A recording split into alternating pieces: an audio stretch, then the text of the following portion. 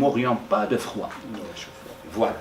Il dit, c'est à travers, par exemple, ça, les peuples anciens ne vont pas chercher, ils ont des histoires, ils expliquent cette histoire du soleil pour dire qu'il ne faut pas prendre femme, les tribus amazoniennes, il ne faut pas prendre femme dans son village, par exemple, et puis tomber dans la consanguinité, par exemple, ni s'éloigner trop du village, et puis convier l'ennemi chez soi.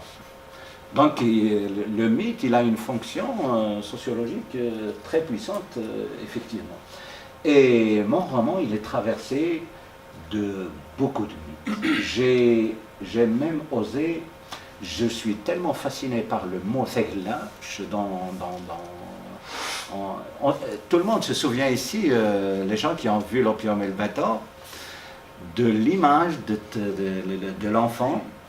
L'enfant, quand le harki, entre parenthèses le traître, il lui dit mange ce pain, il le jette, ramasse-le. Et l'enfant, il va prendre le morceau de pain, il pose un baiser doux sur le pain, il le dépose. C'est une image fantastique qui traduit un petit peu. Bon, c'est Mouloud Mamri qui a écrit ça, l'opium et le bâton. Et là, je me suis dit, en vérité, les mythes, on parle beaucoup. Moi-même, à l'école, j'enseigne. Parfois, je parle aux enfants, je leur prépare des cours sur la mythologie grecque, sur Ulysse, sur l'Odyssée, histoire de rattacher dans leur tête entre plusieurs choses. Mais en vérité, pourquoi le monde entier se réfère à la mythologie grecque? Parce que c'est les puissants de l'histoire qui écrivent l'histoire. Mais notre défaut en tant qu'Africains, en tant que minorité, en tant que berbères, c'est que nous n'écrivons pas nos mythes, nous les chantons pas, nous les célébrons pas, nous les massifions pas assez. Et je me suis dit, oui, il faut commencer ainsi. C'est là, je lui ai accordé le titre de déesse du pain. Parce que j'ai cru entendre quelque chose comme ça quelque part, de déesse du pain. Et puis j'ai trouvé, il y a quelques années, quand j'étais en France, il y avait un ami qui me dit, Lounas, voilà, je suis en train d'écrire quelques articles. Lui, il a vécu, par exemple, dans mon village à Aucas, il a vécu les années 70 où on allait à la grotte d'Aucas, la grotte féerique, on allait fêter Vaval Bhor, le dieu des mers.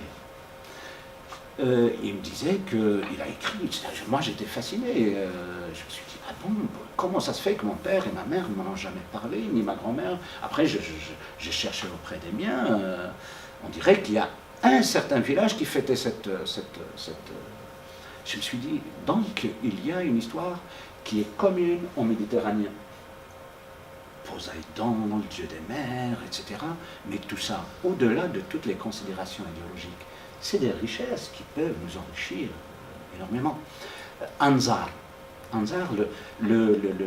l'histoire, la tragédie est déclenchée par l'interdiction d'un imam sofi, comme les imams que nous avons aujourd'hui dans nos villages. Des imams tolérants, des imams de possibles, qui sont de plus en plus malheureusement remplacés par des imams salafistes qui nous dictent une manière de regarder le monde.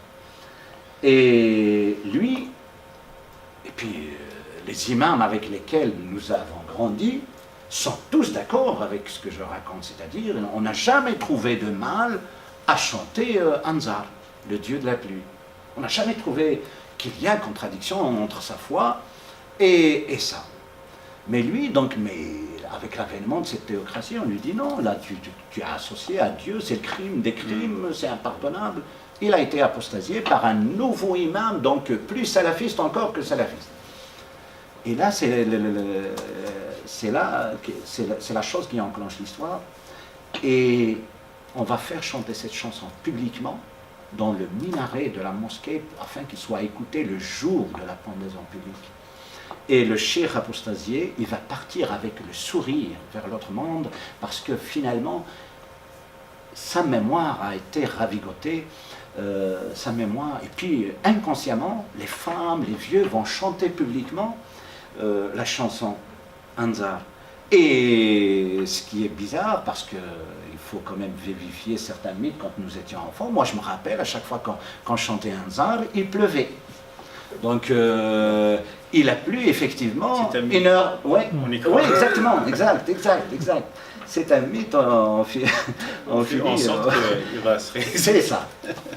Et le problème, c'est que cette chanson, il a été mise dans la mémoire de pas mal d'enfants le jour de cette pendaison. Donc, inconsciemment, c'est une chose, les enfants, ils vont commencer à chanter inconsciemment cette chanson chez eux. Il est interdit publiquement, mais même l'inspecteur de police, enfin le commissaire, idéologue, etc., il va trouver que ces enfants sont en train de chanter la chanson pour laquelle il traque lui-même d'autres gens parce qu'il la chante. Il va sourire.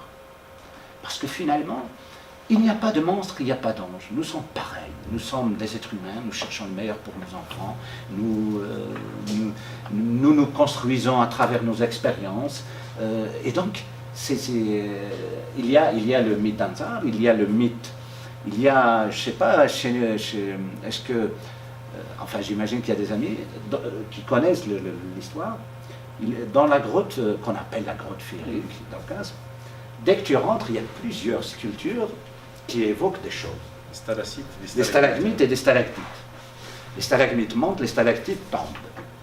Et parmi ces sculptures, surtout, comme c'est une région plus ou moins touristique, enfin très touristique, n'était un petit peu l'abandon de l'État,